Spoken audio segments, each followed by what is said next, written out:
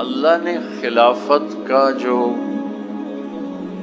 تاج پہنایا انسان کو، آدم علیہ السلام کو، اور جو وجہ خلافت جس کو قرآن میں بتایا وہ علم ہے، بندگی نے، عبادت نہیں۔ جب پہلی وحی جبریل نے پیش کی تو کہا اقرا، پڑھیے، تو ساتھ ہی اللہ کھول دیتا، آپ کی نظر کھل جاتی اور پڑھنا شروع کر دیتے۔ اب میں نے کہا ما انا بقارئ، پڑھنا نہیں آتا، تو نے زور سے سینے سے لگایا، اتنا کہ بلغ من الجہد، کہ مجھے تکلیف ہوئی، اتنے زور سے اقرا، پڑھیے۔ اللہ تعالیٰ نے ابھی تک وہ پڑھنے والی آنکھ موجود ہے، آگے پردہ ڈالا ہوا ہے، اما انا بقارئ، نہیں پڑھا جاتا، پھر زور سے، پھر تکلیف ہوئی، اقرا، پڑھیے، تو 2 دفعہ یا 3 دفعہ زور سے لگایا سینے سے اور پسلیاں ٹوٹنے لگیں، اقرا، نہیں آتا، اقرا، نہیں آتا، اقرا۔ تیسری دفعہ جا کر جب پڑھنا شروع کیا تو وہاں بھی تھا اقرا بسم ربک الذی خلق، خلق الانسان من علق، اقرا، پھر اقرا۔ تو حدیث اور قرآن کے اقرا کو اکٹھا کریں تو 5 دفعہ بنتا ہے، اقرا، اقرا، اقرا، اقرا، اقرا۔ اتلو، اس کو بھی پڑھنا کہتے ہیں، پڑھیے، اتلو ما اوحی الیک من الکتاب، پڑھیے، اقرا، پڑھیے، دونوں میں فرق ہے۔ اتلو، پڑھو، سمجھ میں آتا ہے یا نہیں آتا، اس کے لیے ہے تلاوت۔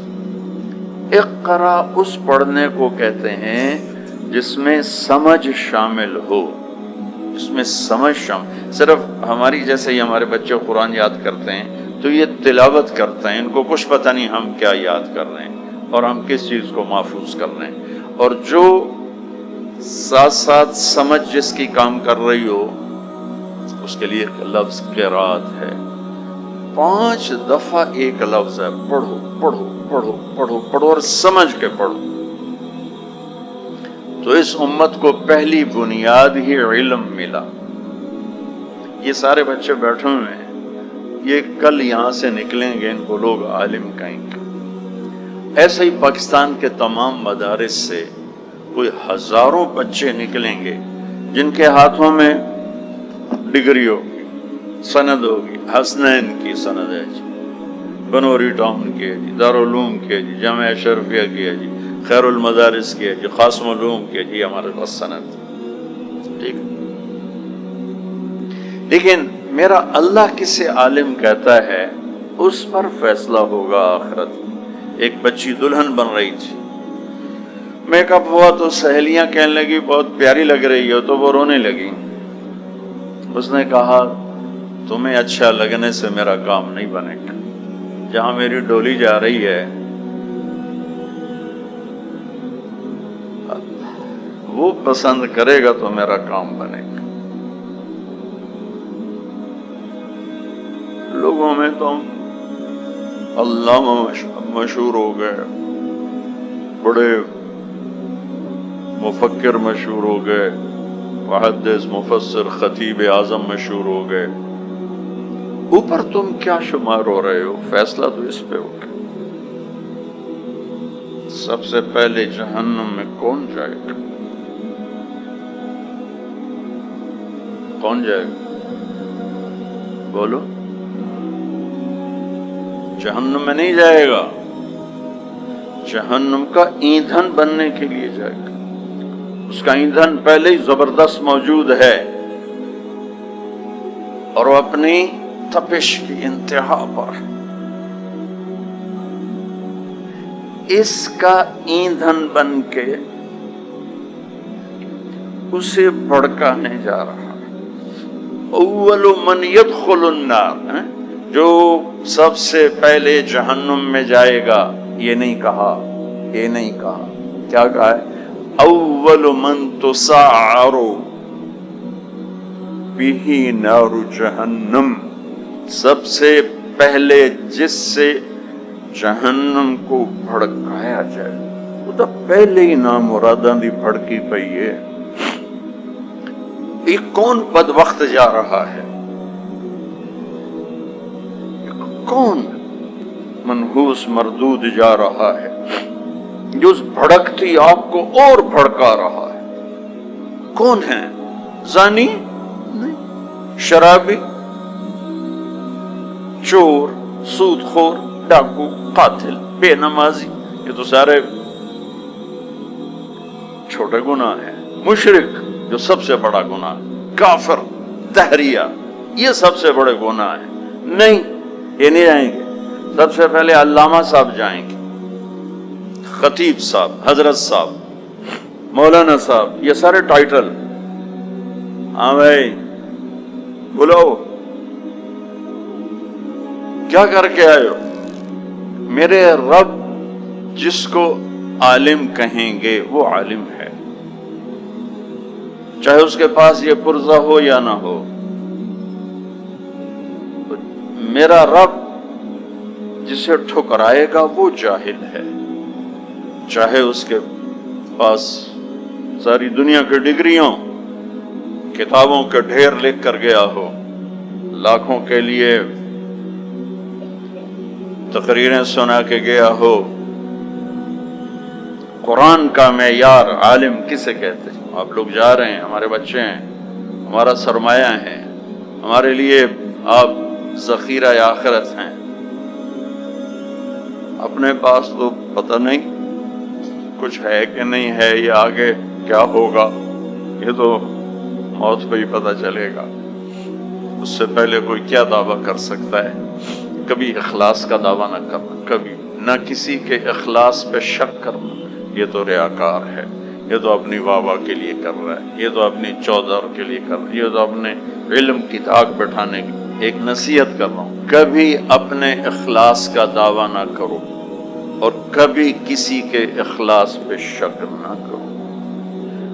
सांस टूटते हुए नजर आ गया कि हाँ अल्लाह राजी है, नारे मारो। उससे पहले मैं क्या कह सकता? और खास तौर पर जो मिंबर पर बैठ जाए और जिसका मजमा सुनने वाला बन जाए। तुम सब ये जितने मेहमान बैठे हैं, आप सब अल्लाह के लिए बैठे हुए। मैं यहां बैठ के ये दावा नहीं कर सकता कि मैं अल्लाह के लिए बैठा। पता नहीं किस गोशे, किस कोने से अपनी वाह सुनने की तमन्नाएं मचल रही हूं, तड़प रही हूं। इसलिए मुखलिस हूं या नहीं हूं, ये मौत पे पता चलेगा। अल्लाह किसे आलिम कहता है वो आलिम होगा। हाँ, बड़े बड़े अल्लामा शायद उस दिन जाहिल खड़े होंगे, और जिन्हें तुम बड़े बड़े जाहिल कहते हो शायद उस दिन वो बड़े बड़े अल्लामा की सफ में खड़े होंगे कि मेरे रब ने आलिम होने का मेयार क्या बन। अच्छा, मजे की बात है, अल्लाह ने वो मेयार कायम किया कि वो हमारा बाहर जो वो रेड़ी लगाता है और जो तुम्हारे 10 बजे तुम्हें समोसे खिलाता है, चाय पिलाता है, वो भी चाहे तो कुरान वाला आलिम बन सकता है। हमारे वाला आलिम हर आदमी नहीं बन सकता, हर बच्चा नहीं बन सकता, हर शख्स नहीं बन सकता। कुरान जिसको आलिम कहता है वो औरत भी बन सकती है, मर्द भी बन सकता है, बूढ़ा भी, जवान भी, मालदार भी, फकीर भी, गरीब। बच्चों, मैं चाहता हूं तुम वो आलिम बनो जिन्हें कुरान कहे कि हाँ ये आलिम है। अपने इखलास का दावा नहीं करना जिंदगी भर, किसी के इखलास पे शक नहीं करना। तुझे क्यों फिक्र है ए गुल, दिले सदचा को बुलबुल की, तो अपने पैरहन के चाक तो पहले रफू कर। मेरे पास वक्त कहाँ है कि मैं औरों के ऐब देखता फिरूं, औरों की कमियां पकड़ता फिरूं, औरों पे तबसरे करता फिरूं, औरों की पगड़ी उछालता फिरूं। क्या इसलिए जिंदगी दी गई मेरे रब? क्या इसलिए तुम्हें पढ़ाया है कि तुम तबसरा निगार बन जाओ,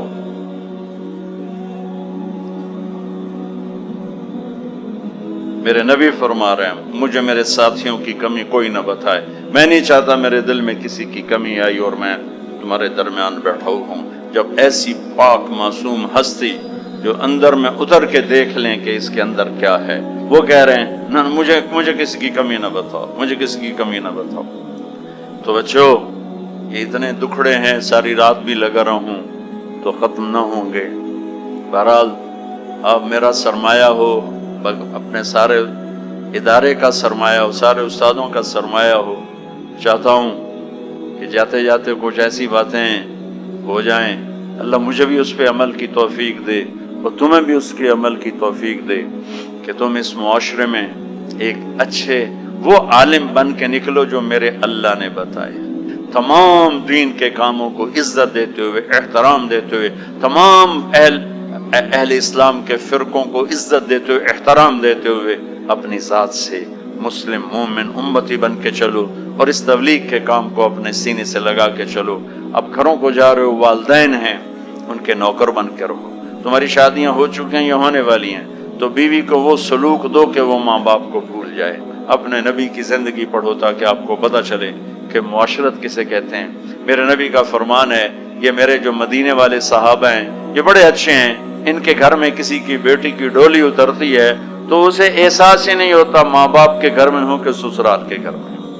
اللہ کرے تم سب کا گھر ایسا بن جائے۔